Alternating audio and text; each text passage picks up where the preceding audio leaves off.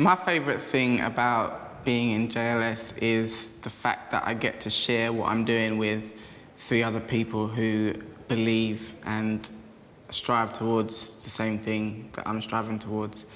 And my favourite part of it is probably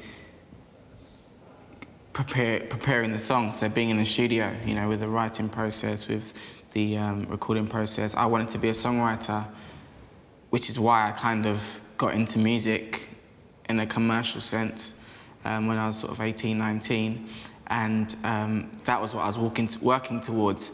The group kind of came out of the blue because my vocal coach, who I was sort of doing vocal training with and writing with, turned around and said to me, "Oh, this guy, I met this guy and he said he's looking for, you know, members for a group. Do you want to go down and see what he's like?" So obviously that was a reshape, and the rest, as they say, is history. But yeah, that's probably my most favourite part of what we do. The vocal warm-up is essential, you know, it's something that, it's just like playing football, you know, playing rugby, playing sport. You warm up because you know that it gives you the optimum output when you go and do the, do the race or do the game, you know, and that's what it is to make sure that vocally we're sound, that we're not going to be, you know, overdoing it, or we're in the right place, obviously, to deliver an hour-and-a-half show, which, you know, when you think about it, is a long time to be singing, you know, straight. So for us, it's important to get that right, and as well, it helps to strengthen our voices, you know, and when you're on tour, when you're sort of talking every day, when you're doing the meet and greet and doing dinner and all that sorts of things, you're talking. When you come off stage and you're hyped and you're buzzing, you're talking, you know, you want to say, "Oh, it's a wicked show and we did this and we did," you know, you talk about whatever happened. Then you end up going out that night, you're talking, and you're talking over loud music, so it means that you're using the vocal cords often, you know, and when we're doing a tour as long as we are, which is 40 dates, to do 40 days singing for an hour and a half and talking most of the day, is, you know, it's obviously takes its toll on the voice. So when you warm up and when you go through your vocals, it keeps you in top vocal shape, just like training and warm-ups keep an athlete in top physical shape. Lockdown sounds scarier than it probably is. Lockdown is just an hour where literally it's the 4 of us and anyone that is immediate to what we're about to do, and that is go on stage. So sometimes the dancers run in, sometimes, as I say, you have Holly and LJ, who obviously are essential in getting us ready, but it literally is just the 4 of us in the dressing room getting ready for the show.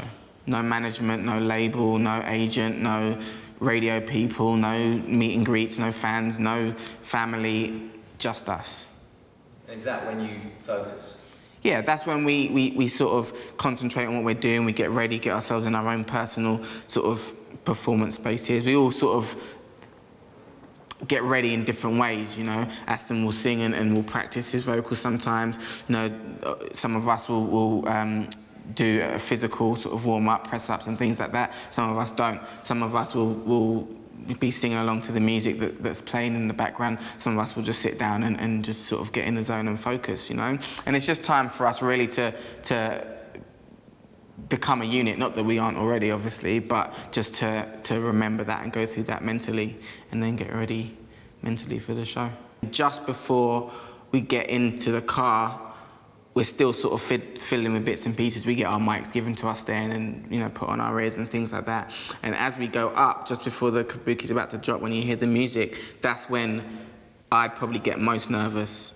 Not so much nervous in terms of like, oh, I'm scared to do what I'm about to do, but just in terms of butterflies. You know what it's like when you sort of, you know that people are expecting you to perform. And, you know, I always have had high expectations, you know, and that's not a bad thing. I've always sort of embraced it, you know, and I like being pushed and I like doing things that maybe I haven't done before, and I like to be under pressure to the extent that I sort of see past that and try and perform to the best of my ability. There's always a danger that you then overperform, but because we've toured before, for instance, and because we've been doing this for a year and a bit, year and a half, so to speak, we're now, well, I'm now sort of tuned that out, whereby I'm not overperforming, but I'm in a place where I use the nerves as a good energy, if that makes sense. there's days when you're not happy and you know, something may be happening in your family, or, you know, you're sort of not had a lot of sleep and you're working hard, and, you know, you've sort of been up and down the country, and there's times when you're away from home and you miss your family, or you've not spent a lot of time with them. You don't really want to be out in LA, you know. Much as people say, oh, well, you're in LA. You know, we are working, you know. It's not a holiday, you know. It's not a camp, and not sort of, yes, we are having fun, you know, together as a group, but there are also things that we miss, you know. There's also things that we don't get to experience, like we don't get weekends off. Some people do, you know. People with 9-to-5s get their weekends where they can spend with their family. We go until we decide that we don't want to go anymore, you know, and that's because we've made a choice that means if we work, we receive benefits in terms of what we're paid, and so on, other perks such as, you know, clothes and shoes and things like that. But at the same time, it comes at a sacrifice, and that sacrifice sometimes is a relationship with the family. For instance, Marvin has a niece and a nephew now, you know, and he misses things like his nephew sort of walking and, you know, sort of spending time with his brother and you know, their sort of family. And I think he missed maybe 2 or 3 of his family's weddings last year, which obviously is sad, you know, and especially because we're so family orientated as a group. And we know all of his family members, he knows all of mine, and you know, we know each other's. And it's a shame, you know, and therefore I think to kind of rationalize it, it means that you have to kind of put it in a box and say, well, that's my job, you know, and I'm doing it because I want to achieve such and such. And at that point, then I'll be able to share such and such with my, you know, with the people who do love me and who have been there supporting me through that. But you wouldn't change it at all, would you? There is no way that I would change it for the world. You know, we actually wrote a song in our formative years, literally in the first sort of 6 months that we were together and still were UFO, called Wouldn't Change This for the World. And no one's heard it, and people probably shouldn't hear it, but it kind of summed up everything that we believed in, you know, and we wouldn't change what we do for the world, you know. I get to go places that people will never go in their lives, you know, and it's part of my job, you know. And when you look at it in that way, then perhaps, no, it isn't a job, you know, it's something that I'm enjoying and something that I get to experience. And although, yes, I am working, so to speak, or we'll be in a studio or we'll be doing promo, when we finish, we get to go and see the Hollywood Hills, and we get to go to, you know, the Walk of Fame, and, you know, things like that that people don't get to experience in their lives. What we've achieved has been really in under 3 years, which is incredible. It's insane. People go their whole careers without winning a Brit Award. We've won 2. You know, things like people go their whole career without having a arena tour. We've had 1, and, you know, I hope that we'll have more. You know, and I think I suppose it's just partly down to luck, partly down to being in the right place at the right time.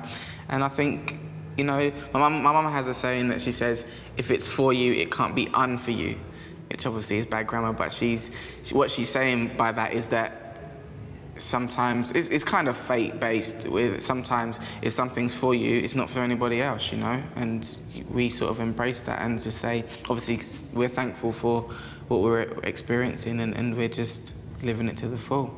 For me, it's about having a career and establishing something for JLS that says when we are 50 or 60 or 70 or 80, our music is still doing what we want it to do, and that is to be played to our fans all around the world. I think the next chapter of JLS is X, and by that I mean that it literally is uncharted territory, you know, for us. As of yet, we're still sort of working on our international releases and things like that, and you know, we haven't sort of broken internationally yet, but we're still working on that, and that's sort of, I suppose, the next goal, or a next major goal, next major milestone. You know, we'd love to do a world tour, you know, and, you know, we still sort of got a way to go in the UK as well, you know. When you look at Take That, who are doing stadium tours, you know, we want to be in that kind of position. You know, whether it takes us 10 years, 15 years, whether we do it next year, I don't know, you know, but we want to do stadium tours, we want to go on world tours, we want to, you know, be accessible or sort of be relevant in all countries all over the world. So that is definitely a step that we want to take, and, you know, whether, as I said, we achieve that in the whether we achieve that in the next year or in, you know, 10 years, who knows?